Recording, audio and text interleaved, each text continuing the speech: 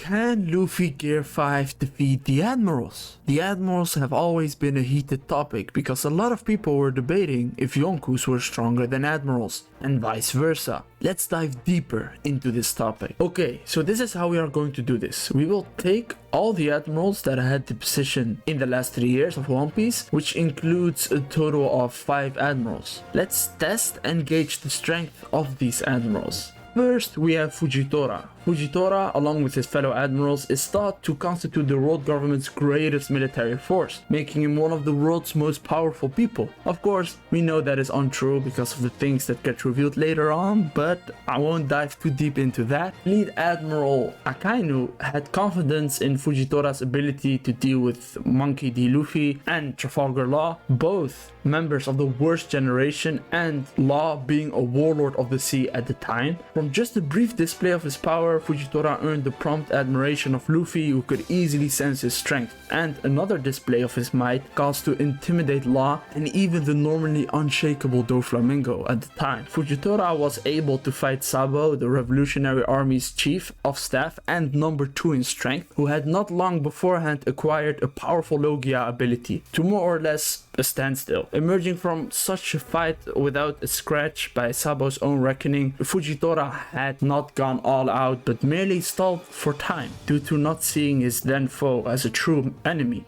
But after the latest couple of chapters, we get to really see how strong Sabo is. Of course, I won't go too much in detail for spoilers, but yeah, just know that this is a great feat. And additionally, with the presumed assistance of other powerful marines, particularly Sengoku and Tsuru, Fujitora was able to soundly defeat Jack, a top commander of one of the 4 emperors with a bounty of 1 billion in a naval battle. He could also withstand the kick from Doflamingo without issue using his sword. Fujitora ate the Zushi no Mi, a paramecia type devil fruit that allows him to manipulate gravitational forces. The ability's range of effect can potentially span wide areas, even entire islands. Next we have is Greenbull.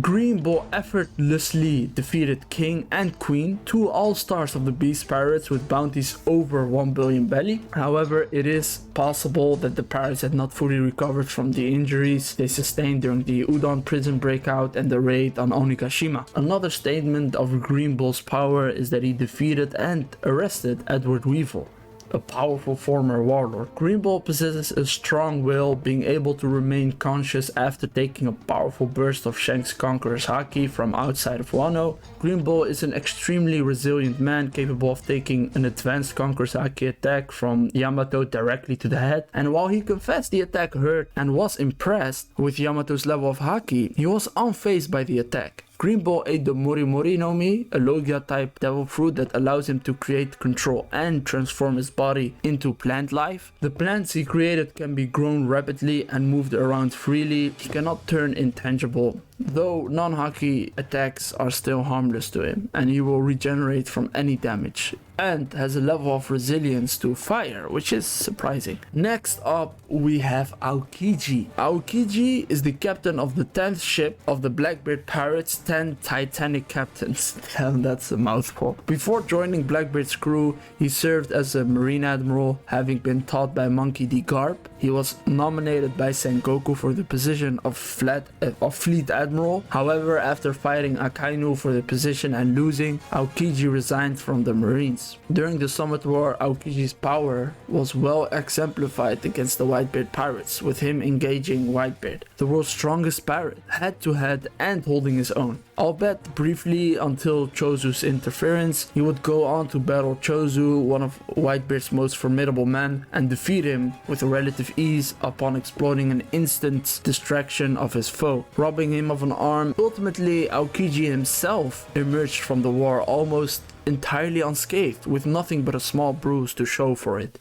Upon encountering the Blackbeard pirates a year after his fight against Akainu, Aokiji was able to swiftly defeat several of Blackbeard's officers, including the enormous San Juan Wolf and other ex-prisoners from Impel Down's level 6. In Tortoland, Aokiji managed to ice up and thus defeat Charlotte Cracker, one of Big Mom's strongest commanders, with an 860 million bounty. Aokiji ate the Hia no Mi, a Logia type devil fruit that allows him to create, control and transform his body into ice. Compared to most Logia users who, when transformed, can let physical attacks pass through their fluid bodies, Aokiji is more easily hit since ice is a solid element. However, he still goes unharmed by enemy attacks that are not infused with Haki. The next one is Kizaru. Kizaru is an admiral in the Marines. After Aokiji resigned from the Marines and Akainu was promoted to Fleet Admiral, Kizaru is now the only remaining admiral from the previous trio. Kizaru's mere presence on the Sabaody archipelago was enough to cause a mass panic. While on the island, Kizaru was able to overwhelm 4 of the supernovas, Basil, Hawkins, Urok, X-Drake and Scratchman Apu, with minimal effort, individually defeating each of them in single attacks after they had failed to do anything against him. Sans Apu with 2 invisible surprise attacks that nonetheless proved completely ineffectual at hurting the Admiral. Thereafter, Kizaru entered into a one-on-one combat with an old Silver's Rayleigh, the former right hand of the Pirate King. Though Rayleigh held the Admiral's entire focus, by Kizaru's own admission, the elder pirate eventually grew tired, while Kizaru did not, thanks to his younger age compared to Rayleigh. And both men emerged in a fine condition. Kizaru would then go on, before leaving Sabaody, to capture a total of 500 pirates. He fought several of Whitebeard's division commanders on equal footing, including the Emperor's right hand Marco, and later Whitebeard himself, whom he was able to seriously injure. Whitebeard and Marco were the only pirates to prompt the Admiral to fight somewhat seriously. Kizaru was ultimately one of few people to emerge from the war wholly unscathed, with not a mark to show for it. He is most likely one of the fastest characters in One Piece, but with impractical means. He can travel at the speed of light, but only at one direction at a time. Now, to talk about the last of the admirals, but also the strongest, we have Akainu. He is now a fleet admiral, but he was a admiral beforehand. The only thing I have to say about him is that he holds the most offensive devil fruit in the world, and he fought Aokiji for 10 whole days on equal footing, but after that beated him and severed him pretty badly. While he also has scars from it, they are not as bad as Aokiji's, so with that, the only mention we can clearly see that he is the strongest admiral of them all. Now, we will talk about the star of the show, Luffy Gear 5. Gear 5 is the awakened form of the Gomu Gomu no Mi, which strengthens the user's rubbery body. It also allows the user the ability to manipulate and transform their environment, similar to a Paramecia's awakening. Luffy achieved this ability during his final battle with Kaido on Onigashima. Gear 5 gives the user, of course, a boost of physical power and speed, and it also gives the user a cartoon-like power-up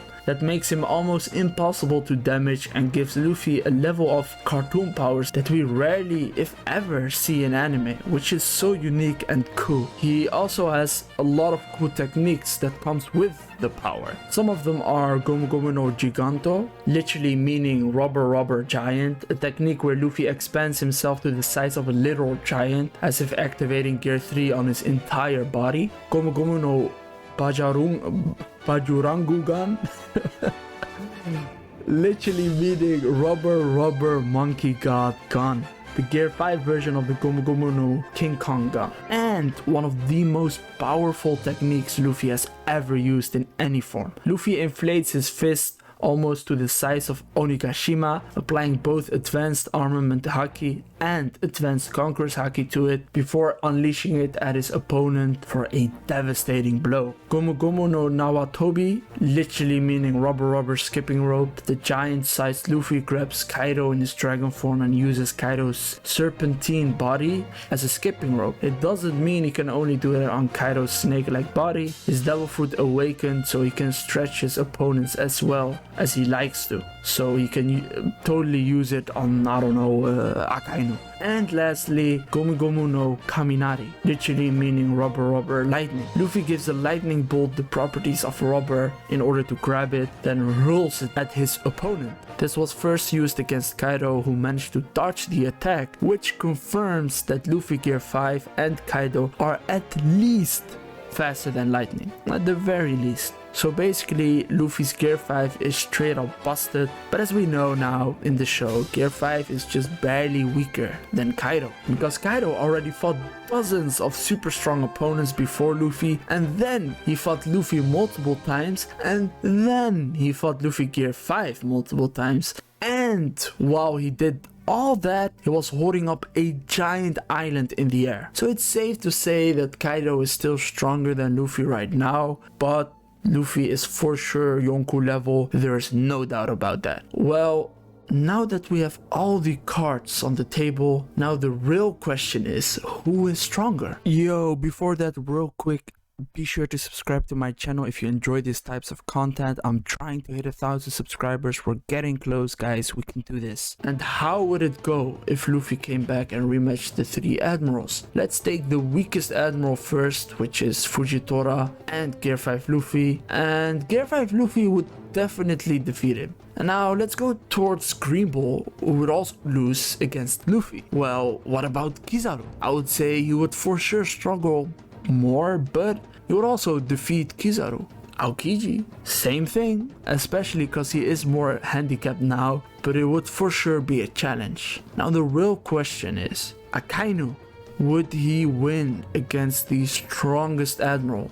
The one that took his beloved ace, and the one that seemed like the ending at first? Well, I would say it would be very tough and a close battle, but I think even Akainu would get defeated barely by Luffy Gear 5. And now the title of the video. If we would have had Gear 5 Luffy at the exact place where he faced the 3 Admirals, would he stand a chance now? And the answer right now is no. That just shows how strong those beings were at the early stages of the series. They were just powerhouses that Luffy wasn't meant to interact with yet. To be honest, I don't even think that Luffy Gear 5 would be able to handle 2 Admirals at a time. That would be too much for him. Later in the future, that might be a different story. But for now, 2 Admirals is where he gets defeated. Now let me explain why I hold this position. The reason is, Admirals were always seen as lesser than Yonkus. There were a small minority that believed they were stronger for some weird reason. Don't ask me why. But yeah, look at Shanks. His haki literally scared Greenbull to death, even though it was from miles and miles away. Look at Kizaru battling Rayleigh and struggling. The Marines knew where he lived. They never sent an Admiral there because it would have taken 2 Admirals to kill him, but then their base would be vulnerable. Look at Whitebeard. He was so old, crippled and sick to death almost. Literally. Yet, he fucked up Akainu. And let's not even start with Kaido. They are nothing compared to Yonkus. And I would say Luffy Gear 5 is most likely between Big Mom and Kaido in terms of power. So yeah, he's definitely Yonko level and would defeat all the Admirals in a one-on-one with, of course, difficulty, but who knows, maybe in the future he would be able to defeat the 3 Admirals all at once during the war. That would be the coolest thing ever and a nice throwback to this epic moment. Anyways, I hope you enjoyed this video. If you did, be sure to like and subscribe, and as always, keep existing.